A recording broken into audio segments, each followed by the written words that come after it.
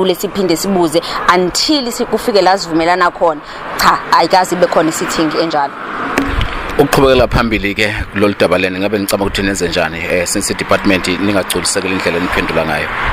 Njengamanje after that meeting we decided ukuthi khona sit here siqhubeke until baze babone ukuthi kubalekile ukuthi babe ne proper sit down nathi. That is why sisahleli la. Esikudingayo sidinga ukuthi sibe ne sit down nabo. Basitshela ukuthi ithini way forward ngoba siyazi ushilo uminister nationally watha khona ama post so siyafisa ukwazi ngawo as much as bawa explain ngendlela bawa explain ngawo futhi asithulisekile ngakho sizoqhubeka sihlalela until sithole impendulo because siyazi ukuthi ama poster akhona just indlela eqashwa ngayo iyona enamakhona amaningi kuningi okwenzakalayo uma abantu beqashwa and unfortunately not all of us can afford lezo zimali ezibuye ziphume zehle ngemlenze asikhona ukuzi afford so esikufunayo thina yosifuna i-transparency and sihlale phansi nabo abomnyango basichazela ukuthi where to from here but until then we're going to remain here. Kusebusika njengamanje kuyabanda ngiyanibona ukuthi laphana cha amakhaza ngabe ni survive kanjani because nokugula kuseduze makunjena. Kunzima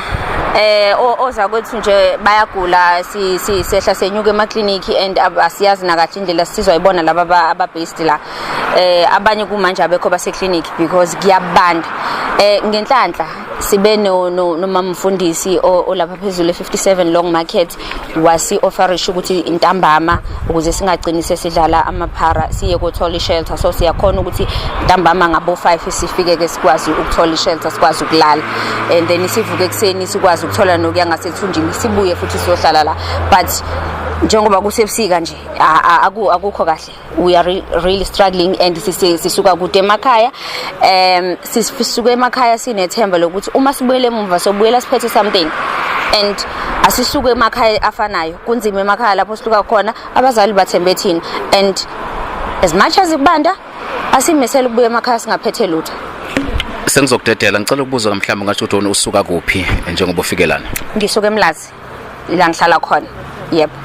njengoba ngize ngafika la so ukusuka kwami eMlazi angikwazi ukutravela to and from eMlazi every day so finally ngisuke nezikhwama ngifike ngihlale la sihlale la emgaqweni until kusawu 5 sisuke ngo5 siye kuthola ishelter lapha ya sigoqane sigoqe sikwazi ukuvuka ekseni sithola amanzi okufreshena apho sibuye ekseni size la wona umdlalo esudlalayo ngoba unfortunately until today from mhla ka20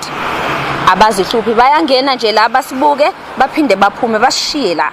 abazi nanokuthi sinayo shelter noma kwenzakalani but it's okay for them ukuthi bangene baphume bashiye la estradini. Alright ke ake sizwe ke abanye ke oza kweni ukuthi kobona bathini siyabonga kakhulu. Siyabonga.